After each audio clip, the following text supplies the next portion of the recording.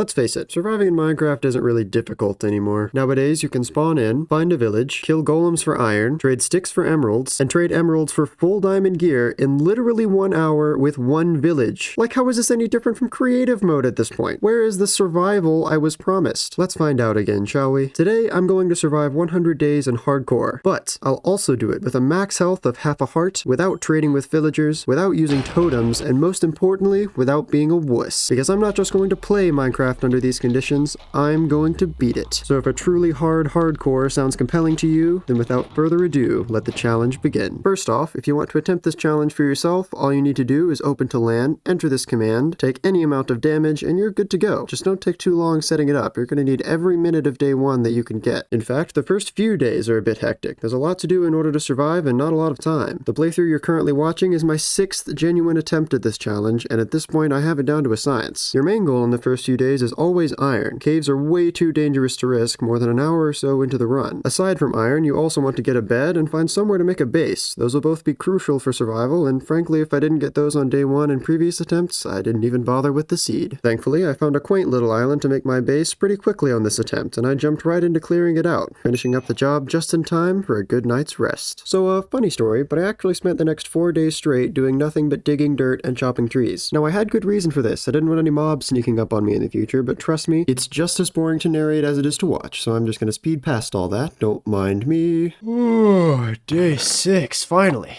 Time to do stuff that's interesting. I was exploring the woods today and found a massive cave, so not having found any iron yet, I knew what I had to do. This was by far the riskiest thing I'd done so far, but I had to get at least a shield, and better now than later. And right on cue, I had my first altercation with a creeper. I handled it bravely. Right after that, I found my first iron and wasted no time turning that sucker into a shield. I hope you like having a massive brown rectangle in the corner of your screen, because I pretty much never take it out of my offhand for the rest of the run. Emboldened by my new protective tool, I was able to loot the rest of the place without much difficulty, ending up with way more iron than I expected. I could have crafted iron armor at this point, but when it's unenchanted, it wouldn't have protected my singular half-heart anyway, so I made an anvil instead. Day 8 was spent getting my food situation in order. I don't want to have to eat any more of my precious apples, since I'll need them for golden apples later. I made a wheat farm first, but explored the nearby landscape to see if I could find any other food sources while I waited for the wheat to grow. I spotted a jungle on the other side of the hill and found some melons and pumpkins there. Very nice. I also pioneered the hill boating strategy on my way back to sleep, which I would use just about every time I came down the mountain in front of my land. After the success of my day 8 expedition, on day 9 I decided I should probably explore the landscape in other directions too. On the way I did probably the scariest thing I've done all run so far. Okay, it's over. I ended up finding a lot of sheep while I was out and sheared all of them while I ran, so I wouldn't have to corral any later. That's right. Your flesh is mine. Eventually, I found a village on the side of a gorgeous canyon, but by the rules of this challenge, pretty much all I can do here is take the hay bales and dip. Made it back to the base, day 10, and with a fresh supply of food, it's time to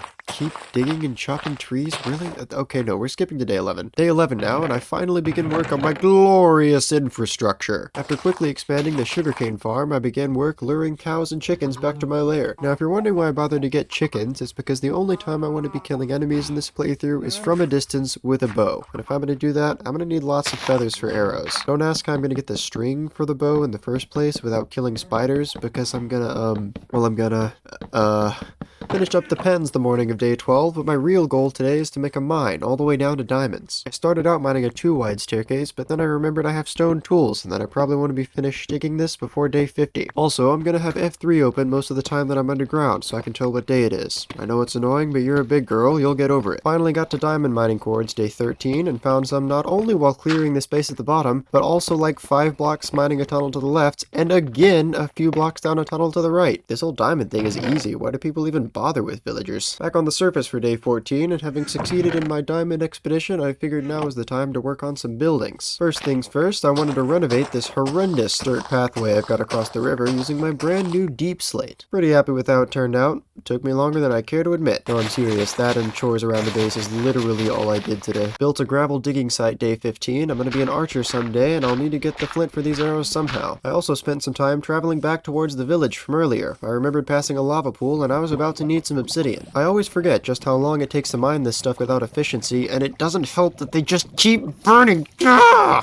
does this even happen to a rock made of lava? It took so long that I slept at the lava pit that night, and when I awoke the next morning, there was a wandering trader. My instincts to kill him almost overcame me, but then I remembered that the spit from his llamas would one-shot me, so I decided to let him live. One of his llamas got pulled away and dropped a lead though, so it wasn't a completely worthless encounter. After that, I immediately got to work on a nether portal back at base, but I didn't go in. Yet. There were two things that I needed to do first. One, get enchanted gear so that I could take a few hits without losing half a heart, and two, get golden apples, which provide 2 entire absorption hearts for 2 minutes after you eat one. Both of these would give me a massive advantage in the nether, so if I was to die, it certainly wouldn't be from lack of preparation. I also made the nether portal look a little more integrated into the landscape while I was at it. Still fairly primitive, but I get back to it later once I have better tools. I decided to do some enchanting first, but before I did any more, I figured I should probably make a proper room for the table. It probably wouldn't be much, but it would be the fanciest structure I'd built yet, but at least I wouldn't have to enchant in the rain. I was planning to stay up all night working on it, but then a drowned attacked me, so I got scared and slept. Day 18, I literally worked on the build all day. I'm trying to freestyle all this building so far, but it takes a while to not be horrendous to look at. I even realized I didn't have enough normal stone to finish the build day 18, so I had to spend most of day 19 mining for more. Looks pretty good in the end though. Just don't tell Grian how long it took to make it. Hey, remember those melons and pumpkins I found 12 days ago? Well, I'm planting them. I know.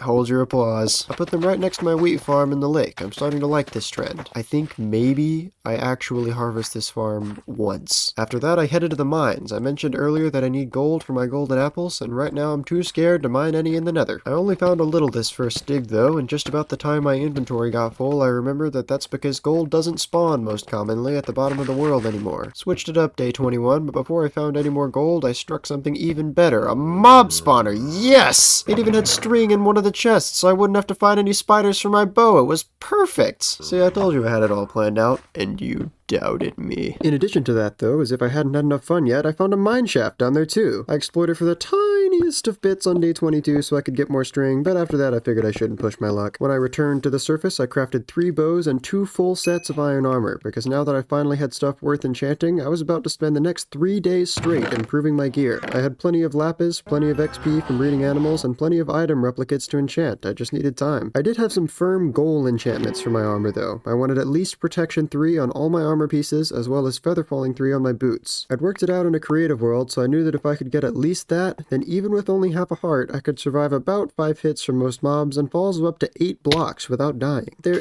is a caveat to that though, which is that I'll only actually survive if I have enough saturation on my food bar. Now normally your saturation is hidden in vanilla Minecraft, but with Lunar Client you can reveal it, so I'll have it displayed over my food bar for the rest of the run for my own sanity. If you consider this to be cheating, then I mean, alright. Free country. And with that, on came day 26. My nether trip is upon us. I made sure to eat both a steak and a golden apple before entering for maximum saturation and prayed that I wouldn't just die immediately to bad luck. I ended up in a cave on the other side, which usually would have sucked, but I guessed it wasn't actually that bad right now. In fact, my situation only got better from there, because when I rounded the corner, the fortress was right there! I mean, I still wasn't going to explore it yet, not without fire resistance, but I could spruce up the bridge to it, and at least I wouldn't have to worry about finding it later. Then, with really nowhere else to go, I cleaned up the other end of my cave, where I seemed to have a straight shot to some nether wastes. Made it there by day 27, and now it was time to explore. I was expecting to be mining nether gold for a long time here, but after a bit of traveling, I actually found a bastion. I wasn't about to go anywhere near it, of course. Only a complete idiot would risk 27 days of gameplay just for some easy gold, but you know. It was cool that it was there, at least. Anyway, I suddenly found my pockets much heavier than they were before, so I decided to make some golden apples and do some trading while I had the chance. It took well into day 28 before I was done, but I ended up with plenty of fire resistance and 9 ender pearls, not bad. Afterwards, I intended to head back to my portal, but I could literally see the blaze spawner from my cave, so I figured that I really didn't have a reason not to conquer the fortress today too. I made myself a little netherrack barricade to trap myself with the blazes, and if we're being honest here, they're not really a challenge if you've got a bow and plenty of fire resistance. The really stressful part is picking up the blaze rods, because there's literally nothing you can do if one spawns on top of you. Thankfully, I got lucky. Made it back to the overworld safely on day 29, with 10 blaze rods filling my pockets, just in time to breed some animals and sleep my hellish nightmares away. Day 30, I think I intended to do some exploring the other way around my mountain, but I ended up spotting a pack of horses in the way, and since I had saddles for my mob spawner, I should have known it was already too late. Now, I wasn't planning to take all 6 of them back home, but it turned out that all 5 of them were stunning, so I ended up taking the whole pack of 4 of them back to my base. After that, they went through more rigorous testing to figure out which one was the fastest, and I settled on this one. He doesn't have much health, but he has 18 times as much as me, so you know, perspective. I decided to break him in by riding to my local savanna and obliterating every tree in render distance over the course of the next 10 minutes. I was going to need some resources to build him a stable after all, and this beautiful natural landscape won't deforest itself. I knew that I already had what I needed to build the stables by day 32, but I must have been in the mood for some quirky environmental annihilation because I ended up spending all of this day chopping too. Also, I know I joked about how I destroyed my entire acacia biome earlier, but I actually destroyed my entire jungle biome today. It was bad. I forgot to record for most of day 33, and I can't quite remember what I got up to. But I do have some footage of me building a cocoa farm, so that's nice. Anyway, after I consolidated my new supply of wood to a nearby chest, I finally began construction on the horse stables. To be honest, this really shouldn't have taken me very long to build, but my horses are my only companions in this world, and I wanted their home to be the best that I could possibly make it. Plus, I had to make some trips into the wilderness for more specific resources, and I had chores to attend to in the meantime. But finally, by the nightfall of day 36, my masterpiece was finished.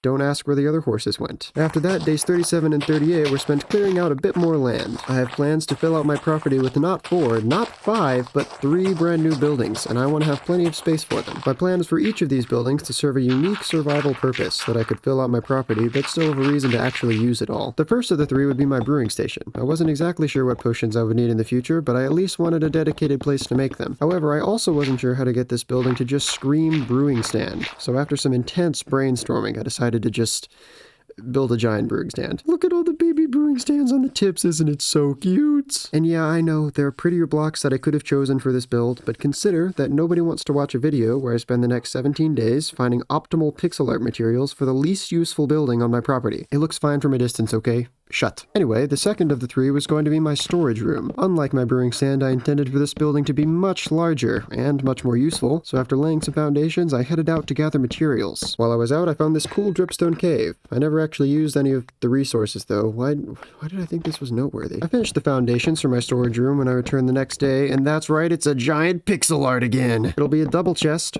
filled with double chests. Genius! This one had a lot more wood in it though, go figure, so it took me a while to get the walls in. Finally finished up the interior day 44, and I've got to admit, I was afraid the inside of this thing would look 100% horrendous, so I guess I'm glad it's only around the 70 to 75% mark right now. I also immediately tore up my hard work because I don't want the floor to look so bland before I put the actual chests in. Just imagine it, this whole place filled to bursting with double chests. No, seriously, imagine it. It's not ever going to happen. So funny story, I was supposed to start construction on my 3rd functional build day 46, but for some reason I actually decided to go on a surprise strip mining trip. I think the real reason for this was because my diamond tools were getting close to breaking, but I honestly can't remember for sure. On a whim, I also decided to mine like Grian does, with little spokes out to the sides, just to see if there's actually any merit to it, and oh my word, does it work. I don't even have fortune yet, but on this day alone, I found 14 diamonds. Like, what? When I returned to the surface, I had just enough to replace all my old tools and add a diamond helmet to my collection too. After that, I spent the rest of the day gathering levels and enchanting my new gear, even managing to secure Fortune 3 on my pickaxe. Finally though, on day 48, I could begin construction on my 3rd building. I'd already planned out for it to be a...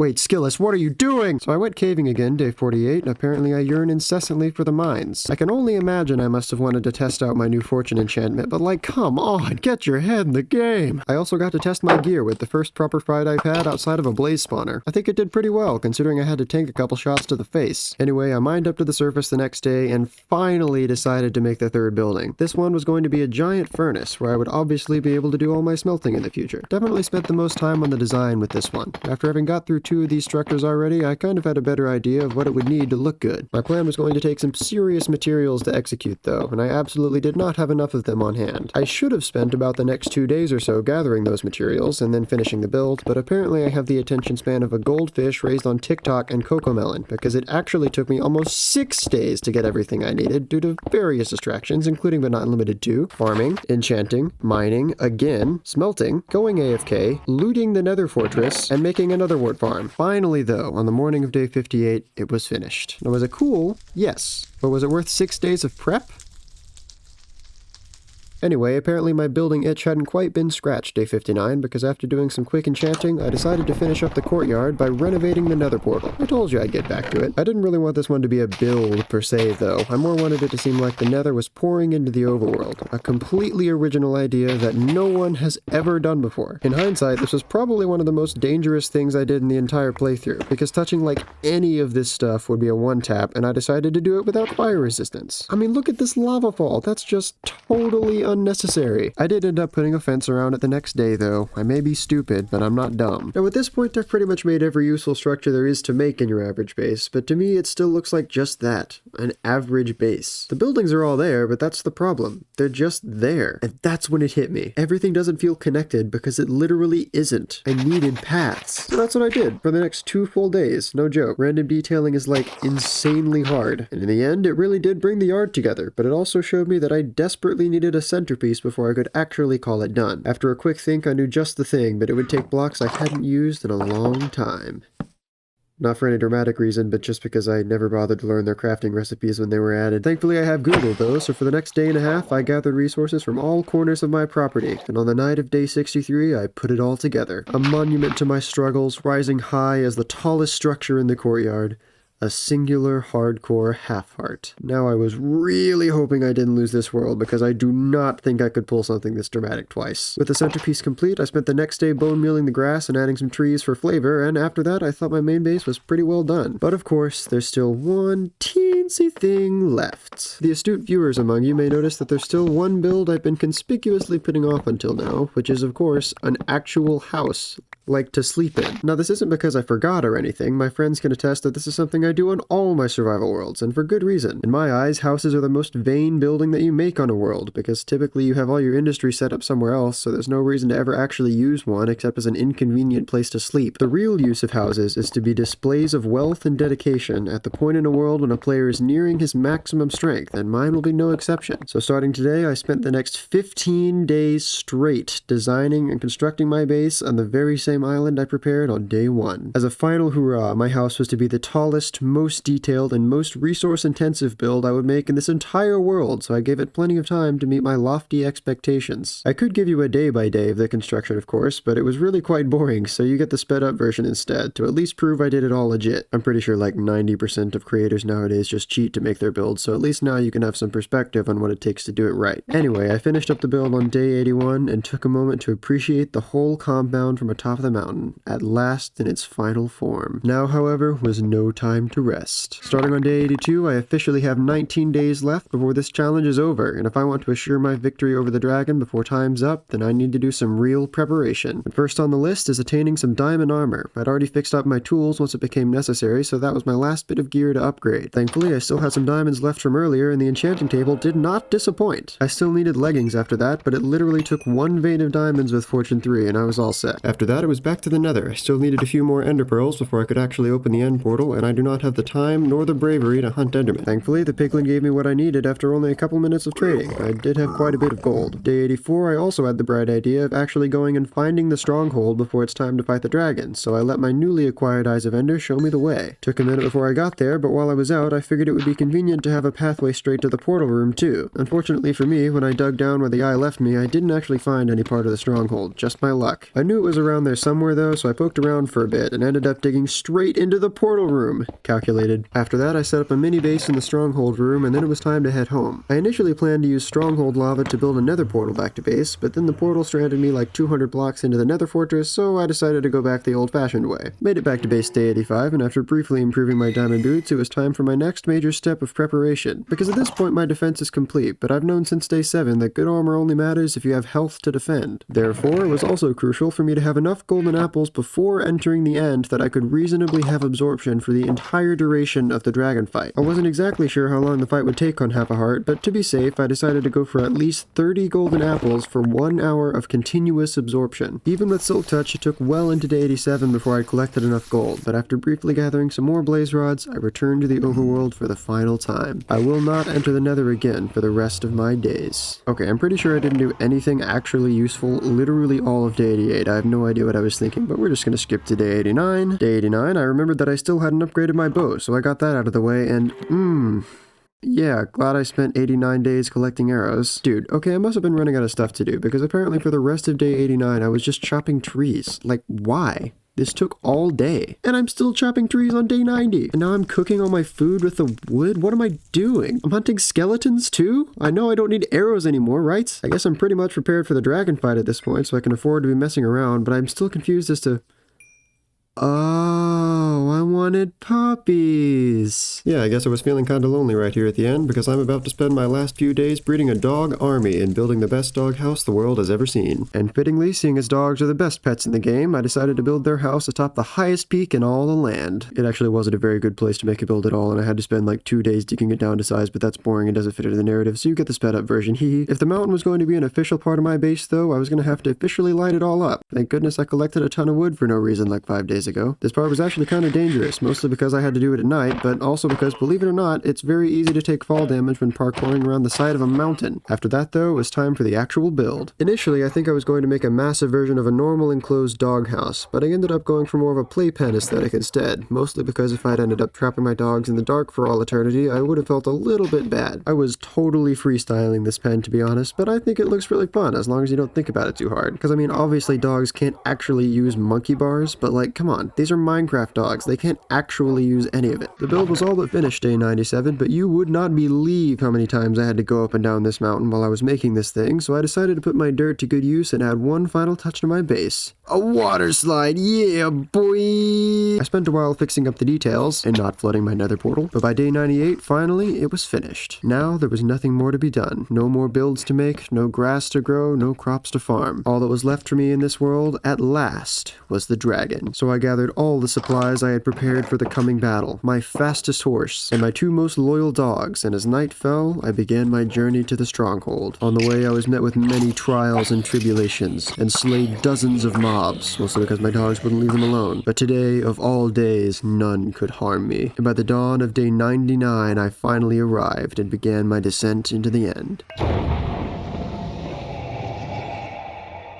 At this point, I could give a dramatic play-by-play of the fight, but it was actually pretty easy. I was sure to eat golden apples precisely every 2 minutes, took my time shooting all the crystals with my bow, and then beat the dragon down bit by bit with a sword that I thought would never actually see the heat of battle. And by the end of day 99, I had done it. After that, I rejoined the overworld, and as day 100 dawned, I returned back home in triumph. And finally, with nothing more to do, I spent day 100 building an observation box that I could live out the rest of my days looking down upon all that I had made and be content, having finally survived 100 days in half-heart hardcore. Oh, and by the way, Luke the Notable, no wall.